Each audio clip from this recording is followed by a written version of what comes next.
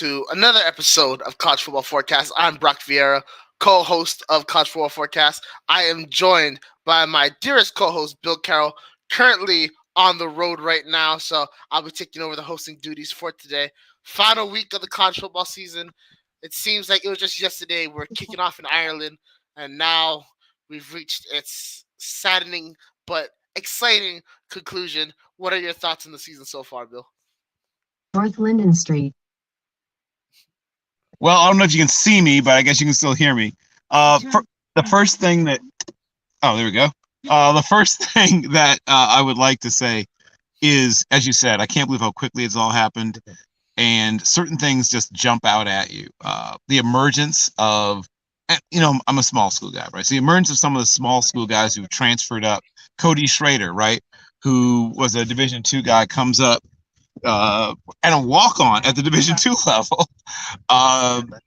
Earns a scholarship at the Division II level, then comes to Missouri once again and dominates, right? I mean, I think one of the top running backs in all college ball. Cameron Skatebo, who is, to me, a shoo-in to win the Paul Harning Award, right? Is the most versatile player in college football. He returns punts. He plays wildcat quarterback. He plays slot receiver. He plays running back. He plays, what can't he do? He punts. I would just bring that guy in. Like somewhere late in the draft, day 3, I'm just drafting that guy, and I'll figure out what to do with him. Somebody called him a miniature Taysom Hill. I don't know if he's quite that, but just a terrific all-around player. And the last but not least, I'm not a Florida State guy, but my heart is a little bit with Florida State. Having an amazing season, obviously, to lose Jordan Travis, another guy who was in at least the running for the Heisman Trophy, and I hope he at least gets to still be a finalist despite his season coming to an end. And how will this affect Florida State going forward? Obviously, as we all wonder, but Tate Rodemacher, this is your moment to shine. Yeah, you kind of touched on some of the big storylines that have been going on in the recent weeks in college football. Some of these players kind of rising up out of nowhere, prospects that we're all adding to our day 3 UDFA lists, and so on and so forth, especially with Jordan Travis, Florida State. But let's talk about the storylines of just the college football playoff picture. There is a scenario right now. I would say the best way to put it is a doomsday scenario where we could have 7 eligible teams for a 4-team playoff at the end of all these conference championship games. Of course, to lay it out real quick, what would have to happen is Washington to win out with the Pac-12 undefeated, Florida State to win out with the ACC undefeated, and then also the winner of Ohio State, Michigan to win the Big Ten championship, and they would have to enter the playoff undefeated.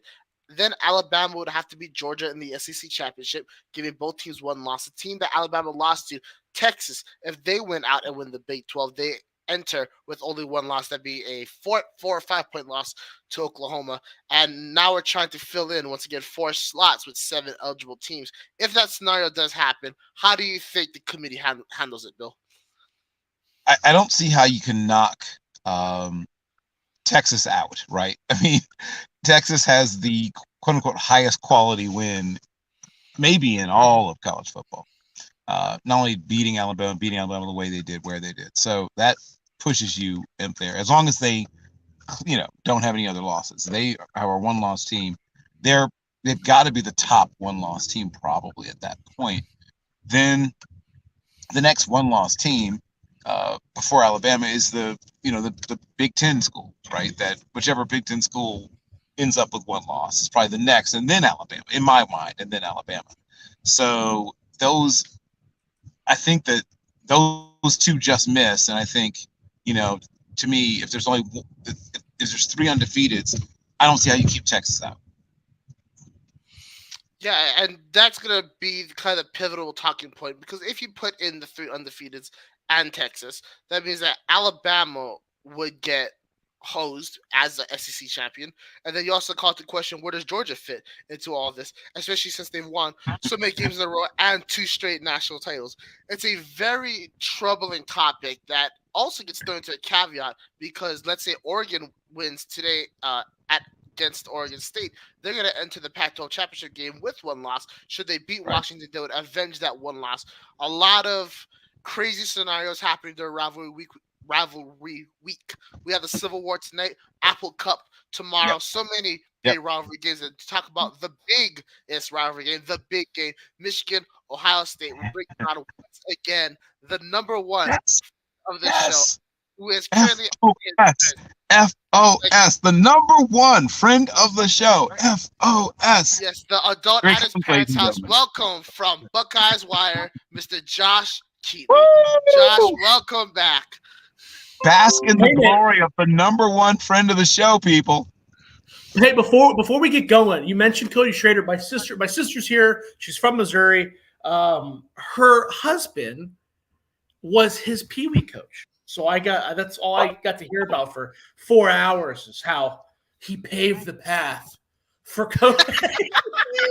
As a 7-year-old, he paved the path for him to be who he is today. He was at the game with them last week, took all these photos and stuff. So kind of cool, big circle there. Right. Well, hey, without a foundation, you can't build a house. Absolutely. Without the proper brain damage from machine guns, there's no way to get to that level in the game of football. But Josh, I'll never give him that credit. But yeah. Never. Never. No, of course not. You can't. But being that the family man that you are clearly, and alongside the fact that the Ohio State Buckeye family is hurting. For the past 2 years, they have lost to the Michigan Wolverines quite badly, both by double-digit scores. C.J. Stroud has gone to the NFL, looking a lot better than he did ever at Ohio State. And now you got Kyle McCord, Marvin Harris Jr., and the beaten down, trying, yelling at old coaches, Ohio State Buckeyes trying to snatch victory for the teeth of the Wolverines in Annapolis. Your thoughts? The CJ Stroud thing, it's funny. First of all, I'm doing an Ohio State focused podcast now called the Ohio State of Mind. Go check it out. CJ Stroud, I don't want to dive into this whole sign stealing thing. I know that's not what the show's about, but one of the things that upsets me about the whole sign stealing thing is that for 2 years, I'm talking about what CJ Stroud likes. CJ Stroud's the only Ohio State quarterback in the last 10 years to neither beat Michigan nor win the conference. And I'm sitting here thinking it's all his fault. Well, maybe there's, we're seeing him tear up the NFL. I don't know, man. Maybe there's some meaning to it. Really, if you look at CJ Stroud's resume, he had what? 2 bad games, 3 bad games, Oregon and both Michigan games. And the Oregon game, he still threw for 300 yards. It was like his first start, He just couldn't close out the game, couldn't make those what-if passes that he's making now. But it's interesting. It's interesting. But, I know it's not about that. It's about this week, about what's going on. This is, we talked last year about the issues with the defense. Jim Knowles had a saying all last year about how, 5 years, I'm allowed 5 big plays. My defense allows 5 big plays. Well, we saw last year Michigan took advantage of that. All 5 big plays mattered. So I think he's buttoned down. I think the defense looks a lot better this year. So hopefully they can kind of figure it out. I don't want to hijack and go on my rant. I could talk about this game in very many different ways for 45 minutes, guys. So I want you to guide me. I got money in a bunch of different areas with this game. I got a lot of confidence in what's going on, but like I said, I don't want to hijack it from you. So no, of course. Now you mentioned the money part. Because right now, I think the odds-on favorite is the Michigan Wolverines, despite the fact that the Ohio State Buckeyes is ranked number 2 in the nation, a ranking that I believe is undeserved. But that was only one man's opinion. Ohio State had 2 big games this year: Notre Dame at Penn State. Questionable results, questionable decisions in both, questionable play in both victories. Do you feel that we're going to see what type of team are we going to see? Are we going to see a team that was like that in those games, a different type of team? What is your thoughts on that? So first of all, and Bill and I talked previously about the playoffs, and I did this. I love talking about the playoffs too because it's always the one part of my little spiel that makes me sound unbiased. Because I'm with you, dude. Ohio State. If it's me, if I'm making the playoff committee, if I'm ranking the top 4, not one time all year long have I put Ohio State in my top 4. Go check any podcast I've done. I think I wrote a couple pieces about it. Never have I had Ohio State in the top 4. It's always been, for me, my rankings haven't really changed. Actually, no, that's not true. My initial rankings have always been Georgia, Michigan, and then Florida State, then Washington. And then after Jordan Travis's injury and the Florida State struggles and Washington impressive, I switched Washington, Florida State. But my top 4 have not changed. Now, With that said, Ohio State is the underdog. Michigan is favored by 3.5, 4 points, depending on which book you look at. I got money on Ohio State to win outright. I got money on Ohio State to get the points. I think that this is an Ohio State team that is trending in the right direction. Again, you have to look at the resume. You have to look what's going on when you're ranking those top 4 teams. But in all honesty, if I'm looking just based on my eye test, I think Ohio State's a better team. Ohio State did not look against Notre Dame. I'll be the first to say it. That's a game, though, where it doesn't really matter how you look, get the W, right? Penn State, I don't have any complaints. That's a game where they start out slow, Ryan Day special, and they finish strong.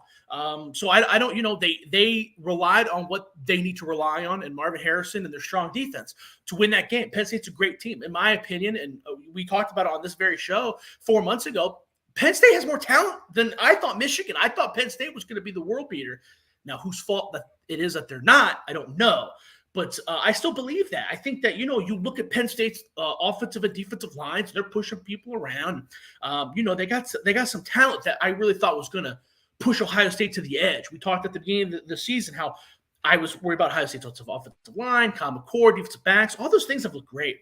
They've gradually gotten better. The biggest issue on the offense is obviously Kyle McCord, but there's no argument. He's looked a lot better. He's looked a lot more consistent. He's made some wow balls. He's always made wow balls. That's why he was a 5-star recruit. But the amount of wow balls compared to, oh my God, what's he doing? The Zach Wilson balls the ratio has been a lot better. And on the opposite side, you look at J.J. McCarthy, the ratio has not been better. But again, I'm going ranting. I'm excited, man. I'm excited about the game. I'm excited what's going on, but I'll let you go before I start ranting again. No, we love your rants. I mean, to be fair, I probably put 1.5 rants every episode, so you're below standard right now. Well, you should be excited, especially because the player TreVeyon Henderson has been absolutely fantastic, especially the latter half of the season. I felt ever since the Notre Dame game, he's been on a tear, even though you are a Mayan Williams truther. Henderson is going to be one of the big differences for the Buckeyes today. What are your thoughts on him? Yeah, so dude, TreVeyon, we did a positional breakdown on Ohio State of Mind. We do different groups of stuff where we talk to each other. And running back, I always give the running back edge to Michigan, because you have to, because the preseason hype. I just can't get rid of the preseason hype. I can't get rid of the images of Donovan Edwards and Blake Corum tearing up Ohio State last year. Ooh, I said us. That's real bias. But you know what I mean. But with that said, dude, if TreVeyon Henderson since the Wisconsin game has been the most explosive back in college football. He does it all. He's averaging more than 7 yards a touch, both in the receiving game as a runner. I mean, the guy does it all. He's fast. He's explosive. Like you said, I was a Maya Williams truther. I try to forget about it, but I was, and a big reason I was is because I was. I'm looking at TreVeyon Henderson, and he dances around, and he doesn't move the pile, and he's not decisive. Well, we're finding out now that I was wrong. We're finding out that a lot of that was due to him constantly being hurt. I've talked to a lot of people who are closer to the situation than I, and they've always said that. And I always thought, no, you're just being biased. Because a lot of those people are, guys that followed him throughout his high school career, have a better connection with him than I do. So sometimes you're trying to figure out what's biased based off the personal connection, yada, yada, yada. No, those guys are right. He's always been bumped and bruised. But Ohio State has sat him for half the season? And since coming back, they've used him effectively, but not overworked him, which I think is very, very, very key. And he's very explosive. So again, that's a running back situation where I think is on the uptick, other than Maya Williams being hurt. But again, he's kind of been hurt all year, so I'm not really sure what you're missing. Compared to a situation on the other sideline where we're seeing kind of a downturn in their unit at the running back position. So again, I give the edge to Michigan, but I like what TreVeyon Henderson does. I think this is going to be a game where it could possibly catapult him to be a first, second-round player. Absolutely. So before I turn it over to Bill, I would like to make a proposition. I would say a gentleman's bet, a $10 gentleman's bet. I'll take the Wolverines. You take the Buckeyes. Winner takes all. How about that? Dude, I'm done. I'll take it, dude. All day long. Right. All day long, bro. And I could be wrong. I want to be very clear. And I was on your show for the Notre Dame game, not the Penn State game. But yes. I want to remind everybody that before the season, I said I had Ohio State losing to Penn State. So I want to make sure that I'm not just getting on here being an Ohio State honk and say that they're perfect, because I did say if they were going to lose to Penn State, and they proved me wrong. When you stack them up, Michigan has not gotten better. They have not gotten better, and there's not when you're pulling when you're comparing these two teams, you have to isolate. You have to pull the big dogs. Ohio State's got two big opponents in Penn State, Notre Dame, and then they have the second tier of Minnesota, Maryland, Wisconsin's probably that second tier. Michigan, I mean, their top two opponents are Penn State and UNLV. It's hard, right? So if you take just their conference opponents, and you look at J.J. McCarthy's play, and you look at Blake Corum's play, and you look at yards after contact or what they're averaging and their injuries, and it's like, dude, they got some real issues. But again, we can get into that if you want to get into that. But again, I don't want to hijack your show. We appreciate it. Trust me when I say, don't disrespect my alma mater, UNLV. All right, we are 9-2 right now. Championship game. Is Barry Odom the coach of the year? He should be. That's all I'm gonna say. Not Jamie Chadwell, great coach. Other coaches, great coaches, but no. Who are you giving the award to? You give it to Odom or the name just escaped me, the Northwestern head coach? Because my God, that's an impressive job too. It's an impressive job. I'm gonna give it to Odom because of the sheer fact that Northwestern actually was in the championship game at 2020, even though he hasn't had a winning season since 2013. And so I never had a bowl win since John Robinson was still coaching. Just to kind of how long it's been. But give everyone the note. Josh Keatley, since last year's big game, has constantly said that Ohio State did not deserve to be in the college football playoffs. So just want to make sure everyone knows that, so that he's not a biased Buckeye like everybody else. Bill, what questions do you have for our esteemed guest? Bill. He's on the road. All right. Can you hear me now? Sorry, I muted myself. So, Mr. Keatley, you must remember that I brought up a couple of position groups that I was concerned about. Obviously, I don't know as much about the team as you do. And you said you were less concerned about one of them and then equally concerned or close to concerned as I was about the other. You said you felt decent about the linebackers. You weren't over the moon, but you weren't as concerned as I was. And then you agreed with me to a certain extent about the offensive line. Tell me about where you are now as opposed to where you were then about those two position groups. Yeah, so let's talk about the linebackers first. The linebackers, it's interesting because I think that everything I said, I stand by everything I said about the linebackers all the way up until last week.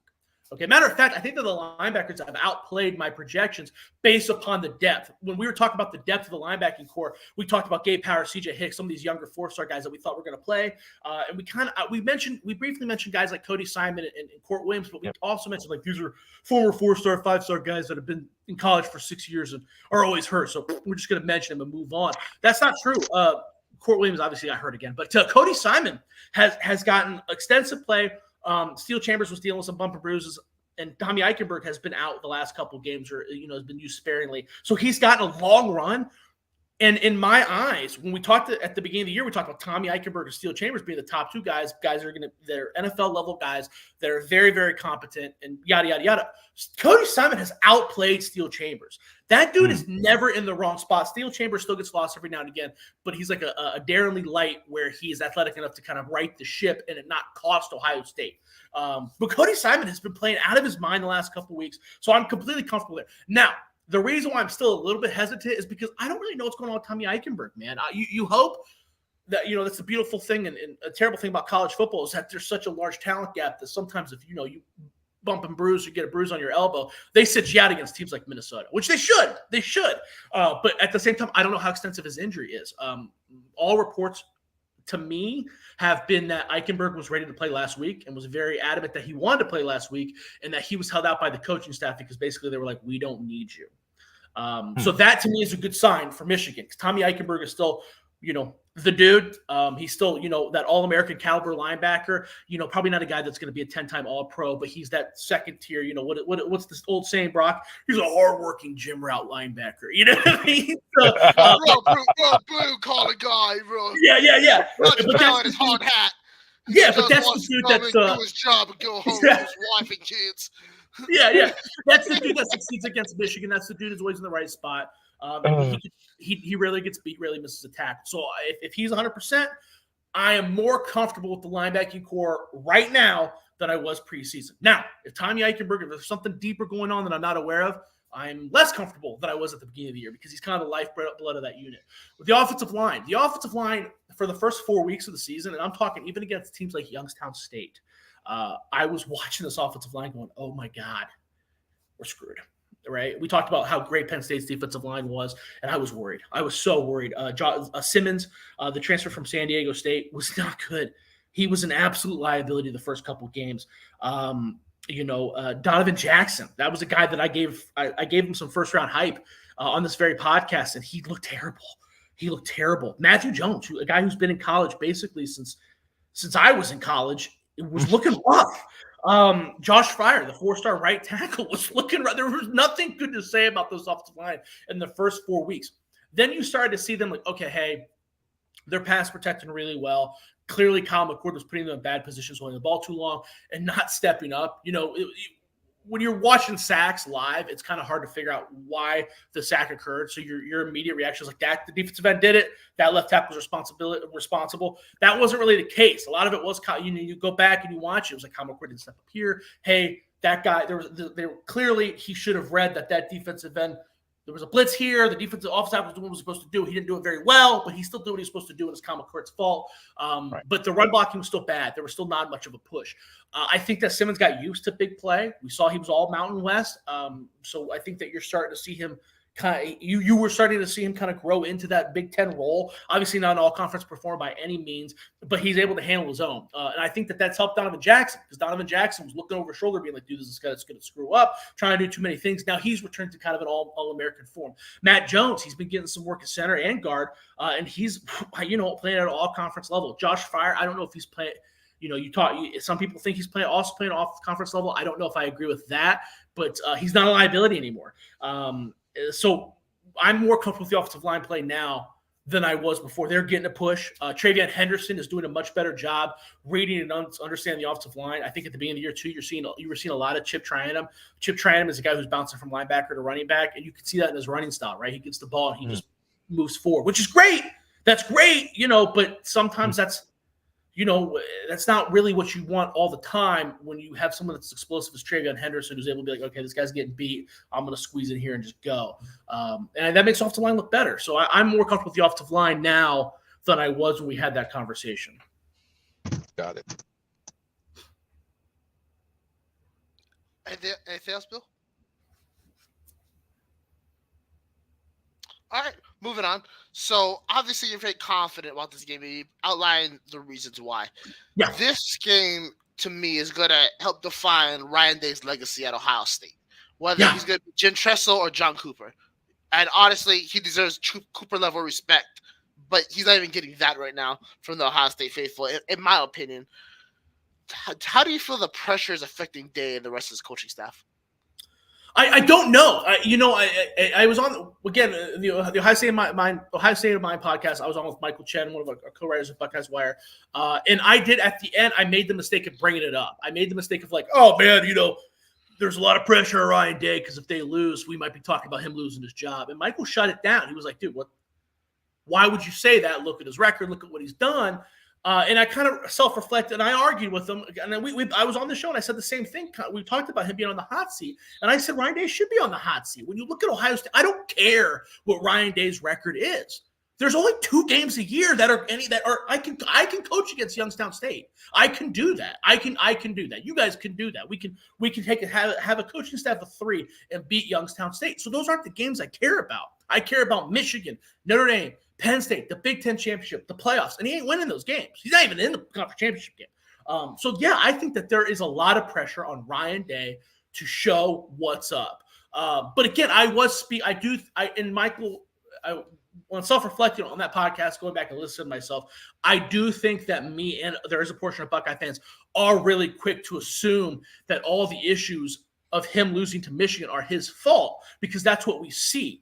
And again, we don't have to make this podcast about the sign stealing thing, but that is impactful. That is something to take note of. He does have wins against Michigan. He did not get an opportunity to play Michigan in 2020, which he probably would have with Justin Fields. There's a lot of factors that were out of his hand. Now, again, if he loses, his seat is hot. I mean, it is super hot, but to pull the trigger and fire him because of that, I don't know. I think I might be easy. I think I might be easy off of that take a little bit. But you're right. And something that Ryan Day has that John Cooper didn't have is the playoff push or whatever you want to call it. Because when Cooper lost, they had that great 98 team and they lost to the only team they lost to was Michigan State that year, who had a losing record, Nick Saban, Plaxico Burress, and all those guys. That was it. The season was done. And then they won the Rose Bowl and moved on, but no one cared because it wasn't the national championship, and that was a national championship level team. When Ryan Day loses, because there is bias towards Ohio State, and I can admit that, they still have an opportunity to go to the playoffs. They basically got a bye week last week. And then they played really good against Georgia. Now, was that because Georgia didn't know their signs? I don't know. But, when you play that good against Georgia, a lot of the fan base was like, well, okay, maybe he's not that. So Cooper didn't get that benefit. And whether that's good or bad, I don't know. But there's a lot of pressure on him because if he loses this game, dude, that's another season where there's no Big Ten championship. There's no – again, I didn't think they deserved to be in the playoffs last year. And if they lose again this year, I think everybody's going to feel that way because there's a lot of good teams. There's a lot of undefeated teams left, and we're staring down the barrel of two of the best one-loss teams in the country in Texas and Florida State. Texas and Oregon. So, man, there's going to be a lot of upset Ohio State fans if we got Marvin Harrison Jr. and you can't close the deal. You know what I mean? It's just, yeah, there's a lot of pressure. There's a lot of pressure on Jim Knowles too because his defense, I don't think there's as much pressure because I think he understood the assignment and made the proper adjustments. But they looked bad. They looked really, really bad last year. So he needs to not look bad again. He got hired because of the one game, right? He needs this one game to look good, and he hasn't yet. So there's pressure on him as well. Absolutely. Go ahead, Bill. Oh, just a really quick one. So you talked about big plays on offense and big plays on defense. So you mentioned specifically Marvin Harrison Jr. He's good. You mentioned the running backs, both good.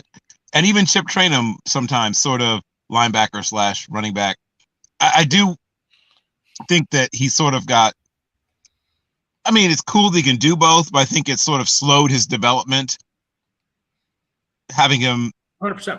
Right. I think we're not getting to see the best of what he could be, but whatever. They use him all. Right. They but getting back to because he should be more that flex H back. But I'm sorry, yeah. Right. I'm agreeing with you. But there's going to be a moment in the game where there's going to be a deep shot. Obviously we know where Ohio State, has the strength in the outside, right, deep down the field. Washington and Ohio State can fight it out over who has the best wide receiver core in the country. But Michigan's receivers are, solid, above average, etc. I'm assuming you feel good about that. If Michigan has to come back and has to throw the ball deep, I'm assuming you feel good about that. And if Ohio State has to throw the ball deep and they're behind, you probably feel pretty good about that too. Where's another place where you feel like there's a definitive advantage for Ohio State in this game? Yeah, well, actually, I feel less. Yeah, no, I would guess you're right. I do think Michigan has a very talented defensive backfield. I do feel like that's probably the one underrated part of their defense where their defensive line and linebackers get a lot of pop, but I'm thinking, well, those guys are, if I'm picking Big Ten defensive lines and linebackers, I don't know if I'm picking them. But the defensive backs, they're just so young. But there's those talent. Will Johnson's a talented corner. There's some talent there. But another decisive edge for Ohio State. I think that I'm trying to think. I think that it's easier to say that Michigan has. I think that Ohio State has an edge almost everywhere. I really truly do. The only thing I don't think that there's I think that Michigan has a better offensive line than Ohio State has an offensive line, and I think Michigan has a better running back core than Ohio State's running back core. But again, there's a lot of factors. There's a lot of noise in what I'm saying. And expect the quarterback. I would pick J.J. McCarthy over Kyle McCord. But again, there's a lot of smoke and noise there too because J.J. McCarthy, this is a team that don't even want to let him throw the ball. They don't even want to let him throw the ball, dude. So it's hard for me to have faith in him. But I got a lot of, if you're stacking them up, the Michigan offensive line versus the Ohio State defensive line, Michigan got pushed around a little bit by the Penn State defensive line.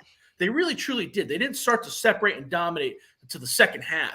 And Ohio State's defensive line, there's no Chase Young, there's no Joey Bosa, there's no Nick Bosa, but you got 8 solid dudes that don't get pushed, right? JTT is going to be a first-round defensive end, very much in the same areas, George Karlaftis and AJ Epinosa and Gregory Rousseau, guys that didn't have 20 sacks, but don't get pushed around. And that guy could be very, very, very vital in a game like this. Jack Sawyer, we're seeing him emerge and become an elite level defensive end. Michael Hall, people were comparing him to Aaron Donald. He's been a disappointment this year, but still very solid.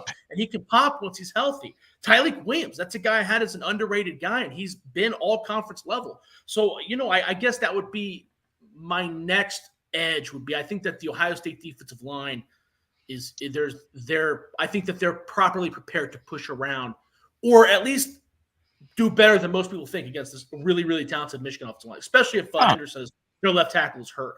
I do have more confidence in the Ohio State defensive backfield than I did last year. But if you're asking me like, hey, what are you most scared of? You have to say that. You have to say it again because that's what cost them last year. Lathan Ransom was hurt. And there's a lot of use now in the Ohio State defensive backfield. So that is probably what I'm most scared of on that defense. Thank you. Yeah. My next question for you is we're going to transition and move on from this game in general to kind of outlook of what Ohio State's future is going to look like in this new Big Ten realignment. As we all know, they're bringing over Washington, Oregon, USC, UCLA. 3 of those 4 teams were within like the top 6 in the past 24 months, and UCLA has been within the top 10 in the past 24 months as well. How do you think those teams are going to assimilate into the Big Ten, and do you think any of those teams are going to cause any problems for Ohio State? Oh, yeah, they're all going to – I mean, those are all really talented teams. They're all going to cause problems. I don't want to play any of them, which is great. You want good competition. You want to watch good football, yada, yada, yada. With the expanded playoffs, a loss isn't going to absolutely destroy you like it would in the past. But they're all really good. Some of these teams are gonna fall to the wayside. I mean, you look at a team like USC, and I first of all, and Donovan and I had conversations about this years ago. Lincoln Riley, in my eyes, is one of the most overrated head coaches in college football. He's one of those head coaches where he scores a lot of points, and then that's it. That's it. He doesn't really manage the game. He doesn't really make the game better. He just knows how to score points, and that there was more to being a head coach than that. So that's a guy that I think could go to the Big Ten, and he's going to play teams like Iowa, Illinois. When you're the crappy teams in the Pac-12 are still very soft teams, other than Stanford. Stanford will hit you in the mouth, but even Stanford's not really like that anymore. I'm trying to think of another example, but there's really not like that. But Illinois, even when they suck, their offensive line, they got 2 guys that are going to go in the NFL on the offensive line. They're going to punch you in the mouth. They got 2 defensive linemen every year that are going to go to the NFL and probably see some snaps. They're hard games that exhaust you. So a team like that who's super soft and has been notorious for being soft and has a soft head coach, I think you could see them fall behind. Teams like Washington, I know they score a lot of points and people kind of view them as soft too, but I don't really see them in the same vein. They still got some defensive linemen that can play. Maybe their offensive line is a little down this year, but every now and again they'll have a good offensive line in there. They can push people around when they need to, or they have a history of doing that when necessary. UCLA, I could see them falling apart, kind of falling down the ladder too, but they're already kind of doing that in their own conference, so that's not really a hot topic. They have a lot of money to replace Chip Kelly, so I'm sure that's in. I'm sure I could be wrong about that in 2 days. And then Oregon's always tough too. There's some rumors out there saying Dan Lanning's going to leave.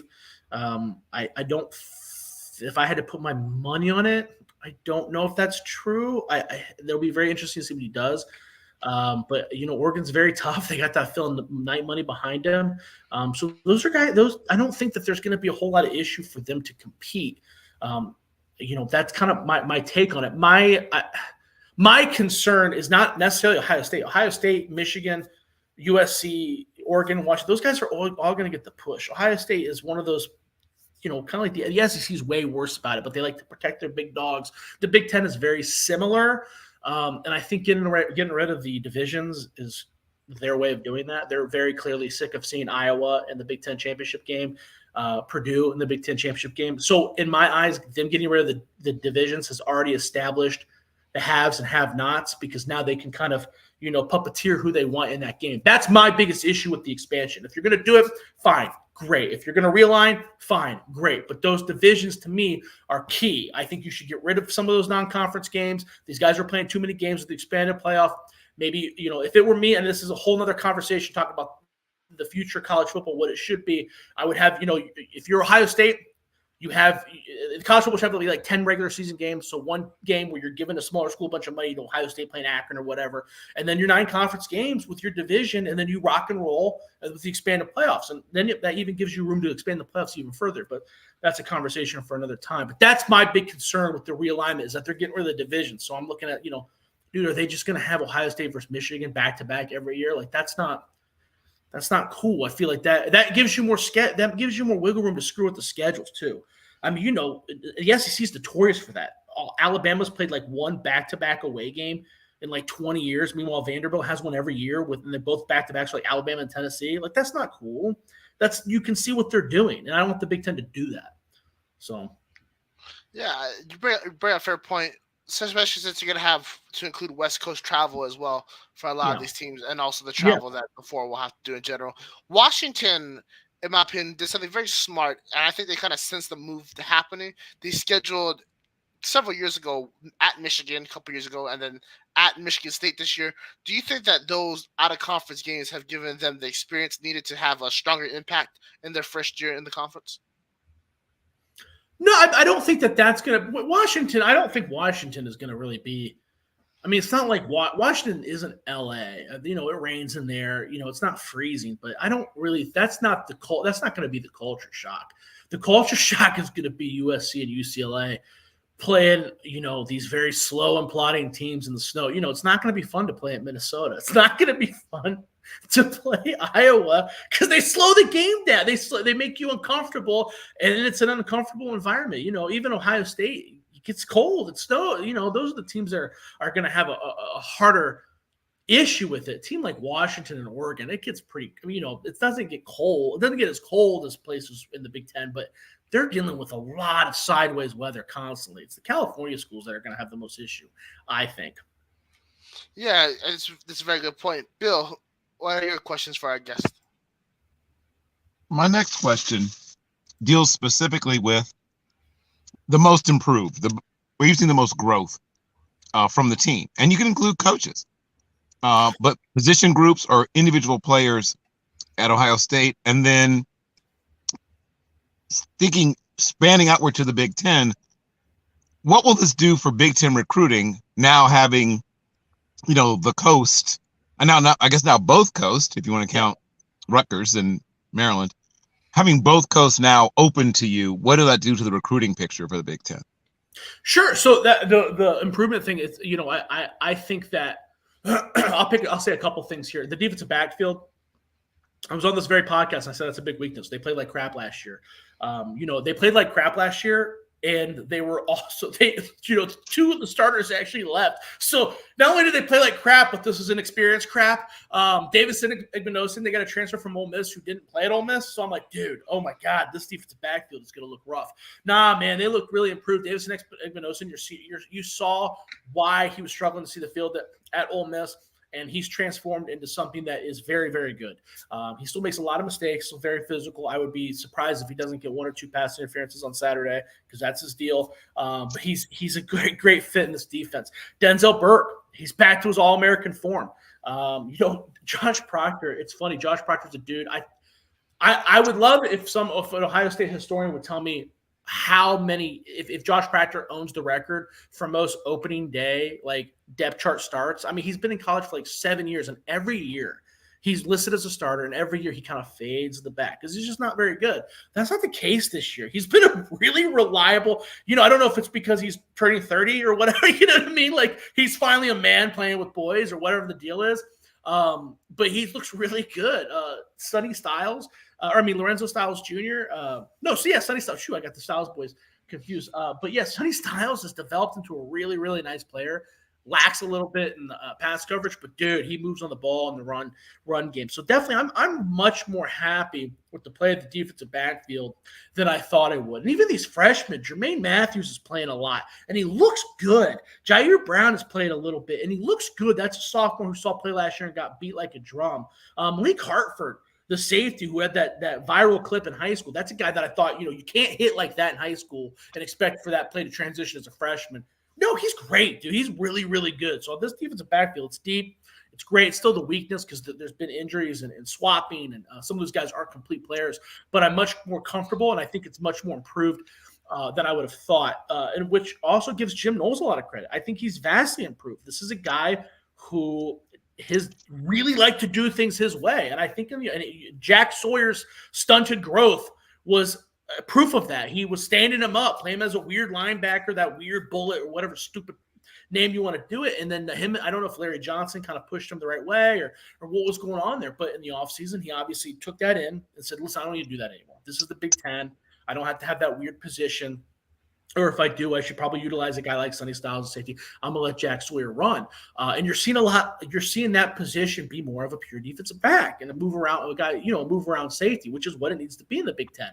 You don't need to do that. It's not the Big 12 anymore, and for that reason, the defense has improved vastly.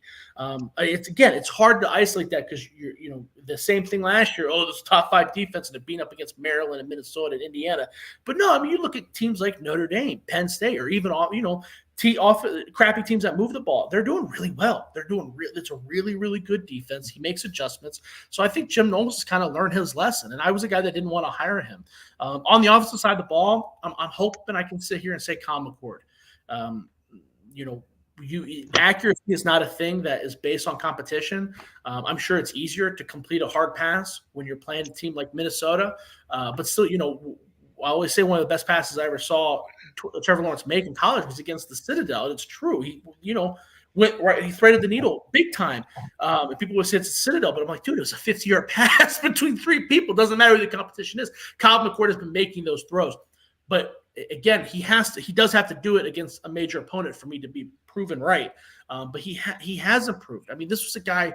I think before we talked about the Notre Dame game where I was like, Devin Brown's going to get some snaps. Devin Brown this, Devin Brown that, kind of squeezing him in there. No, it's the Kyle McCord show, and it deserves to be. Bill, Thank your you. next question? Yeah, I have like maybe 2 more, at least that are specific to this. So, like I said, you're not going to be a coast-to-coast conference. You mentioned defensive backs. And of course, Ohio State's a national recruiter already, but the defensive backs, the top defensive backs in America, come from certain parts of the country, right? Texas, Florida, California. I mean, Georgia obviously is in there as well. But essentially, you're talking about the Southeast, Southwest, and then the West Coast. Is it helpful for Ohio State to now be part of a nationwide conference when it comes to finding people like the defensive backs? See, okay, and I apologize. You did ask the recruiting question prior, and I just completely went over it because I was so excited about the game. So I kind of thought it would, but like you, I come from a very small school mindset. So to me, like that was a bit when I was getting recruited and stuff like that's a big deal. Like oh my God, look, I get to fly everywhere. But some of the people that I trust more in regard to the recruiting circles were like, no, Josh, you're being Ohio. It doesn't work like that at Ohio State. Ohio State's a big dog. It doesn't really affect them. It's going to affect the California schools more because the kids from the Midwest don't really like to leave, yada, yada, yada. At least that's been the trend. As far as like Florida schools, the whole growing up and wanting to go to Miami or Florida State, my understanding that's kind of died. That's why those kids flip back and forth. So it's really not really an issue. It's not really going to matter. I think that if those middle tier teams are going to have an easier time of recruiting in California because they go out there, they visit, like, hey, mom, I'm going to be out here, twice a year or whatever. But I think that's probably who it's going to benefit the most is the Pac-12 teams coming to the Big Ten because they're not even, dude. Pac-12 teams aren't even on TV really. I mean, what was the game? There was the big game last week. Was at like 11 o'clock on the Pac-12 network. They do that. So this is going to be way more beneficial for them in my eyes. And teams like Illinois or Minnesota who maybe don't recruit a whole lot in California, they're not be able to go out there, spend the week out there recruiting or whatever they need to do, and then also try to convince his parents. But I don't think it's really going to affect Ohio State. I initially thought it would, but enough people have told me that I was wrong, that I've kind of changed my thought process in regard to that, especially with the NIL thing. Because previous NIL, it probably would have been a bigger deal, but they're, or pre-Ohio State, 2 years ago when NIL first started, Ohio State was pretty much well established that they were not going to be a big dog in that circle, and they were not very successful getting some of the, we were seeing a lot of guys leave Ohio State, flip in those last stages of the recruiting cycle. Ohio State's obviously very clearly they're now a big dog in front, as far as the NIL circle goes. So it's even less of a deal. These kids want money, right? These kids, playing in front of your mom and your uncle and your cousins isn't really as big of a deal anymore. Bill? All right, kind of moving on. Oh, I think Bill's muted. Oh, Bill, you're muted. Oh, I was saying we can move on to our next topic. I'm fine. No, go ahead.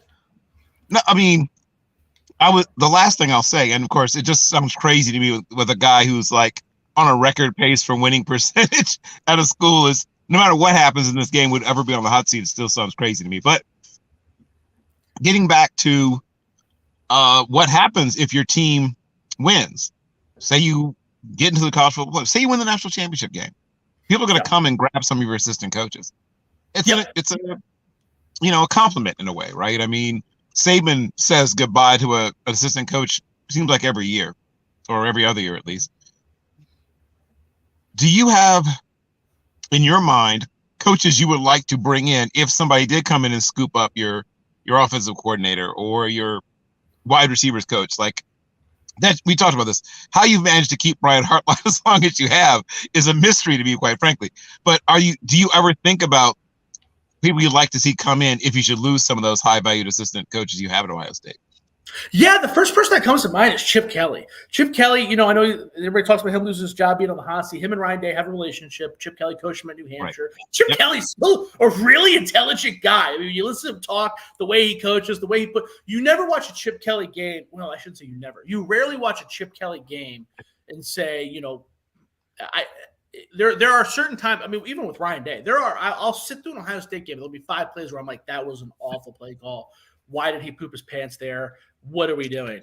UCLA's issue is more like personnel and like, I don't know. They just never seem to get it right. It feels like when the season starts to fall down to, he just gives up as a human being too. So it's like, you know what I mean? Like, I don't know. It's really weird. It's like they lose 2 games. He's like, well, I'm done. Screw it. Like, but he's still a really intelligent dude. I don't know if he has he might be a guy that's too arrogant to take an assisting role, but he's not going to get into their job. So that would be somebody that's cool. I saw June Jones once back in the game too. So I was like, that would be I like the idea. We have a lot of young coaches, like you said, Brian Hartline and all that. But I also think that's one of the issues as far as the play calling, because Ryan Day's also young. Ryan Day's also a really young coach.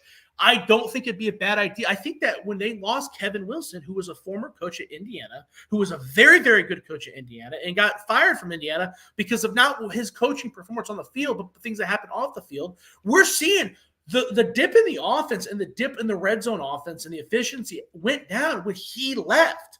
Now, was he the saving grace? Because I know Ryan Day calls the plays, but he was obviously that older, wiser bug in Ryan Day's ear, and that's gone. It's all Ryan Day all the time, because you can't tell me Brian Hartline has any say. The dude's never called the play. You know what I mean? Like, it's just I can't envision Brian Hartline being a real offensive coordinator. That's a guy who got a title because he's a great recruiter, and they're scared he's going to leave. But that's not a real coordinator. It's not a guy who's got you compare his resume to Kevin Wilson. I don't have to tell you.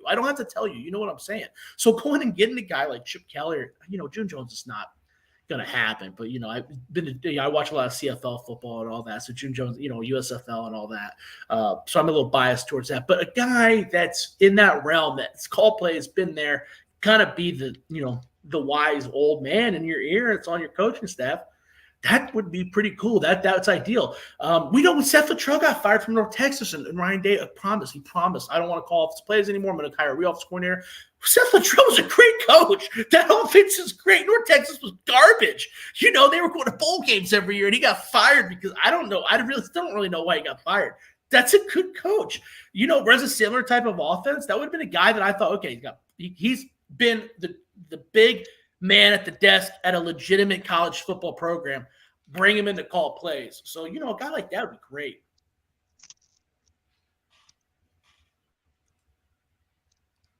First of all, June Jones would win y'all a national title. Let's not. Yeah, we have kind of a mutual June Jones love kind of association here. So yes, we're willing to sign off on that. If you guys needed to replace your play caller, we're all on board with June Jones going full June Jones at Ohio State. The run and shoot at Ohio State would be the greatest thing in history. Because even in the bitter cold of November, you're throwing it 50 times. Oh yeah, it's just the way it is. 50 throws and 5 halfback draws. You just bring in all the little guys. See what Jerry Glanville's up to. Put him on the defensive side. Let's just do it. Just like. Mouse Davis is like 90. I'm sure he's got some juice left. That's right. Yeah, just All right, Bill, you have any more questions for our guest? I think we are ready to transition to our last few questions and then let Josh spend time with his beautiful family. Yes, absolutely. I know he's got a lot of Thanksgiving leftovers to get on top of. So before we let him go, let's start talking about the rivalries. I want to go through several rivalries and just give me just your quick thoughts, 1-2 sentences about them. Are you ready? Let's do it. All right. First one, the Apple Cup.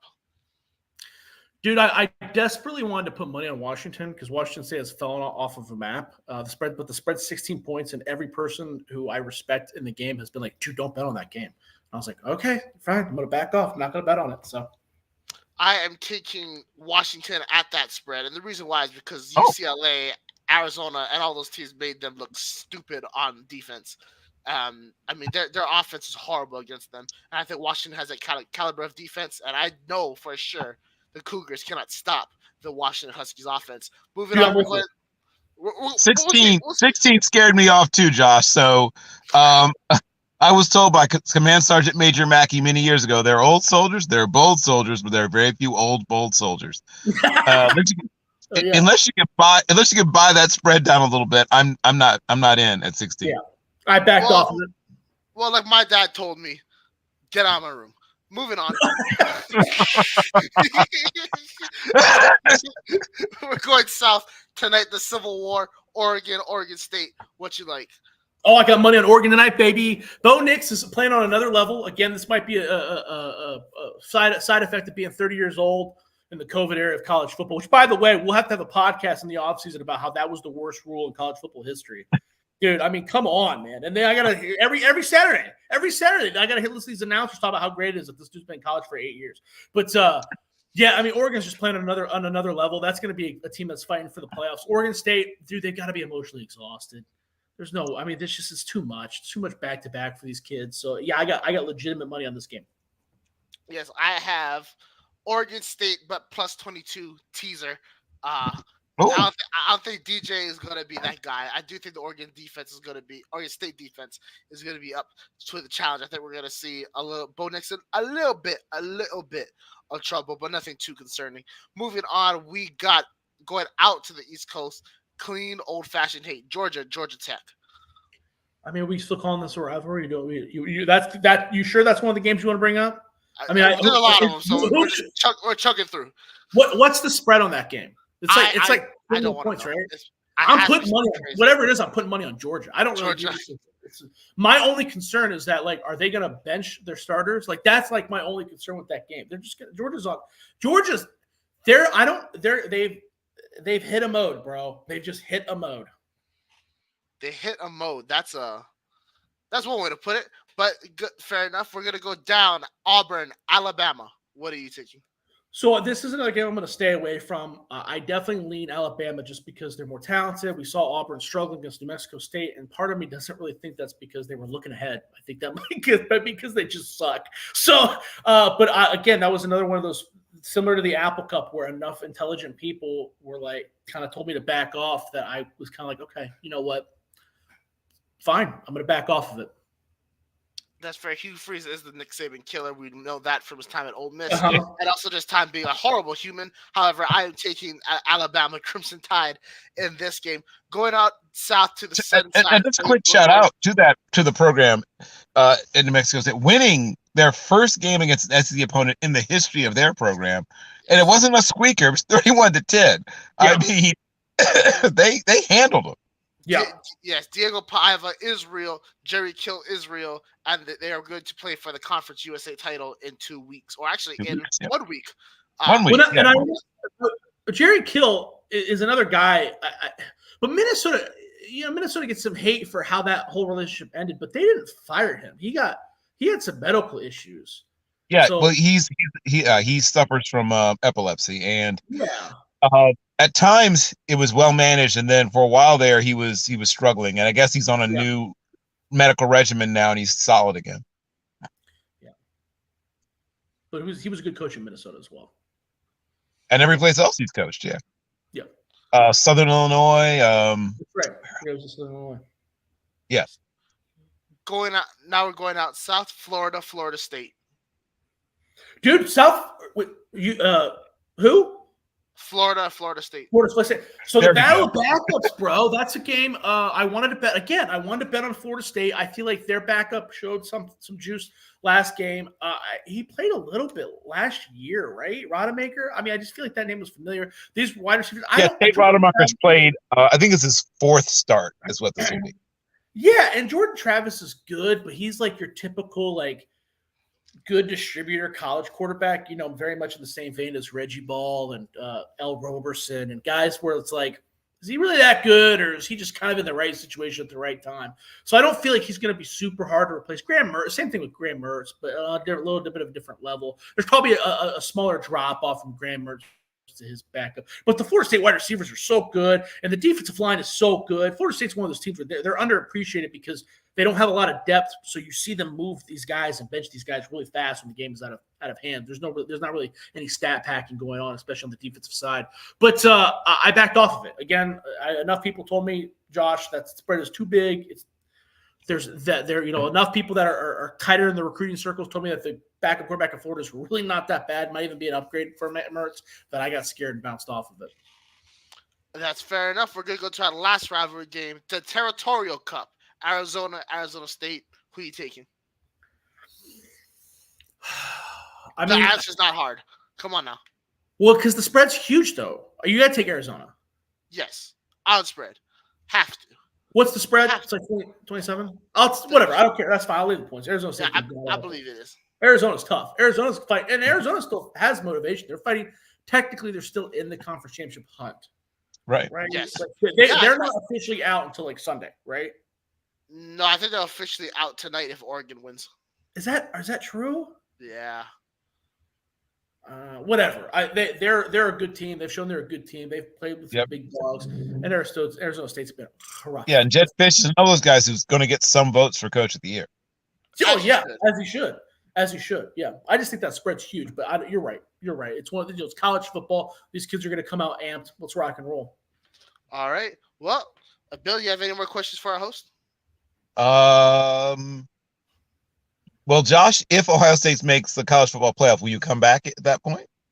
Dude, I'll come back even if they don't. Just as long as you have. That's why he's number one. FOS, FOS, FOS. Woo! Take that, Donovan James, number 2. Yes. You know, this show is once again, like Bill said, the reason you are number one friend of the show. We appreciate you having on. We appreciate you dropping your Ohio State Buckeyes knowledge on us once again. We do have a gentleman's bet, $10. I'll take you Michigan. He's taking Ohio State. Yep. We'll see what happens. Maybe he might have to set his parents for a little bit longer if this weekend doesn't go to plan in terms of how he's distributing his money. But all I can say is today, gentlemen, I do need Quinn Ewers to throw for over 277 yards and also Penn State to win by 22.5 points in Detroit. So hopefully the Lions, by sucking us today, didn't miss the field too much for me. We'll see what happens. Bill, I'm assuming you're good to go? Oh, this has been a very interesting experience. Thank you all. Way to go, Brock. A little something extra in your invisible pay packet. And once again, Josh has said, even if they don't make the college football playoff, he'll come back. So we'll have Josh on at least once more before the season is over. Yes, absolutely. Josh, where can everyone find you? Yeah, follow me on Twitter at Josh Keatley 16. Definitely go check out the Ohio State of Mind podcast. I found out, for a while there, we only had like 3 listeners, me, my co-host. We were like, who's that mystery third? Is it my mom? No, it was actually an usher. The ushers listened to it at the Ohio Stadium. So shout out to them. But we need a fourth. We need a 4th listener. That's the goal. I think you may have picked up 2 listeners if you play your cards right. Oh yeah, there we go. Yes. So we want to thank you, Josh, for coming on the show. I say goodbye to you, Bill, who is currently at your nephew's state championship game in Bloomington, Illinois, home of Illinois State and Illinois. The Redbirds. Yeah. The Cardinals. Redbirds. Yeah. Yes. All right. For everyone watching, please like and subscribe. We're still building the show, building network, trying to get as big as possible. We appreciate all of you guys for watching. We'll catch y'all next week. Have a great final week of this phenomenal college football season. See y'all later. See you championship week, everybody.